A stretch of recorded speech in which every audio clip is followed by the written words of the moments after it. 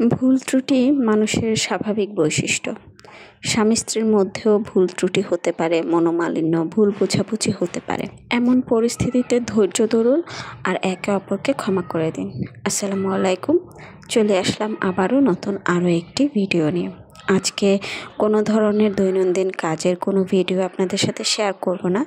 আজকে একটা রান্নার ভিডিওই আপনাদের সাথে শেয়ার করব, আর সেই সাথে আপনাদের সাথে একটু গল্প করব। আমি খুব বেশি ভালো রান্না বান্না পারি না, আবার খুব খারাপও পারি না। যতটুকু পারি ততটুকুতে হয়ে যায় আর কি, মানে খেতে পারে আমার হাজব্যান্ড, এতটুকুই আলহামদুলিল্লাহ।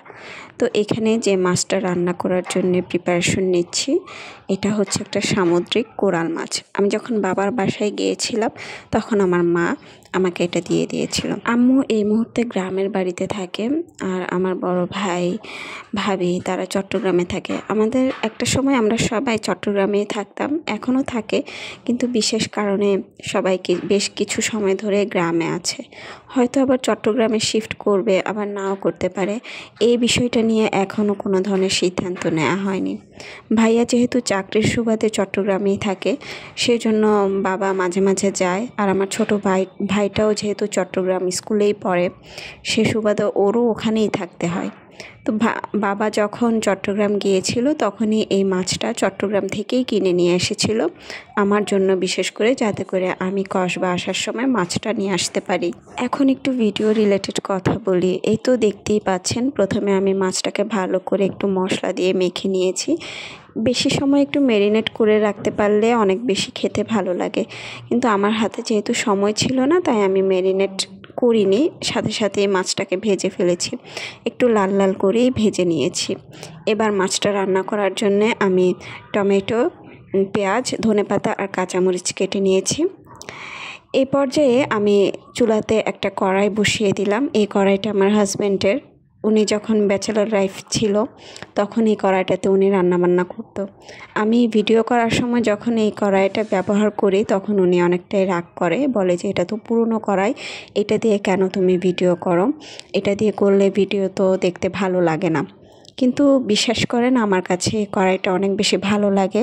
কেন জানি মনে হয় এই কড়াইতে রান্না করে আমি অনেক বেশি তৃপ্তি পাই, মানে আমার রান্নাটা অনেক বেশি কি বলবো, যে স্বাদটা বেড়ে যায় কিংবা রান্না করে মজা পাই, এরকম একটা বিষয় আর কি। তো এতক্ষণ পর্যন্ত এখনও যারা আমার ভিডিওটা কন্টিনিউ করছেন, আপনাদেরকে একটা ছোট্ট রিকোয়েস্ট করব, আমার এই ভিডিওটা যদি আপনাদের ভালো লেগে থাকে তাহলে একটা ছোট্ট লাইক দিয়ে আমার ভিডিওটা কন্টিনিউ করবেন। আর যদি খুব বেশি ভালো লেগে যায় তাহলে আমার চ্যানেলটা সাবস্ক্রাইব করে আমার পাশে থাকবেন। আসলে ভিডিও এডিট করে ভয়েস ওভার দেওয়ার কারণেই এতদিন পর্যন্ত ভিডিও আপনাদের সাথে শেয়ার করতে পারছিলাম না।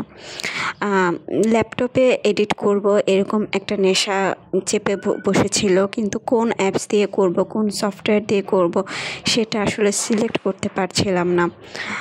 সব মিলে একটা হযবরল অবস্থায় এতদিন ছিলাম।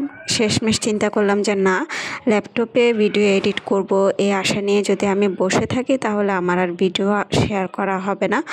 আমি মোবাইল দিয়েই সব কিছু করে নিই। ল্যাপটপের ভিডিও এডিটিংটা আর একটু সময় যাক, আস্তে আস্তে না হয় শিখে নেব। আর দিনের বেলায় ভয়েস ওভার দেওয়াতে আশেপাশের সমস্ত কিছুর আওয়াজও আমার ভিডিওতে চলে আসছে। এই জিনিসটা সবাই একটু প্লিজ ইগনোর করবেন। তো এই তো এই পর্যায়ে আমি সব ধরনের মশলা একসাথে দিয়ে কষিয়ে টমেটো দিয়ে টমেটোটাকে হালকাভাবে একটু নেড়ে দিচ্ছি। আর টমেটোটা কিন্তু খুব সুন্দর একদম গলে গিয়েছে। ভিডিওর শুরুতে যে কথাটা বলছিলাম সেটা হচ্ছে স্বামী স্ত্রীর মধ্যে ভালোবাসা, বোঝাপড়া।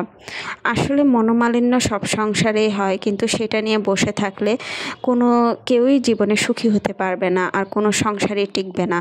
আমাদের মেয়েদের উচিত একটু বুঝে শুনে চলা, আর ছেলেদেরও উচিত তাদের স্ত্রীকে একটু বুঝে শুনে চলা।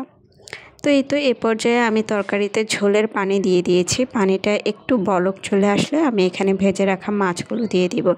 আমি কিন্তু মাছগুলো অলরেডি দিয়ে দিলাম। তো আমার এই রান্নাটা আপনারা দেখে আপনাদের কেমন লেগেছে সেটা অবশ্যই কমেন্ট করে জানাবেন। আর আমার ভিডিওগুলো ভালো লাগলে সেটাও কমেন্ট করে জানাবেন। আমি একদমই নতুন রাঁধুনি, একদমই নতুন সংসার শুরু করেছি। অনেক ভুল ত্রুটি আমার মধ্যে হতে পারে, আমাকে দিয়ে হতে পারে, সেটা আপনারা ক্ষমা সুন্দর দৃষ্টিতে দেখবেন।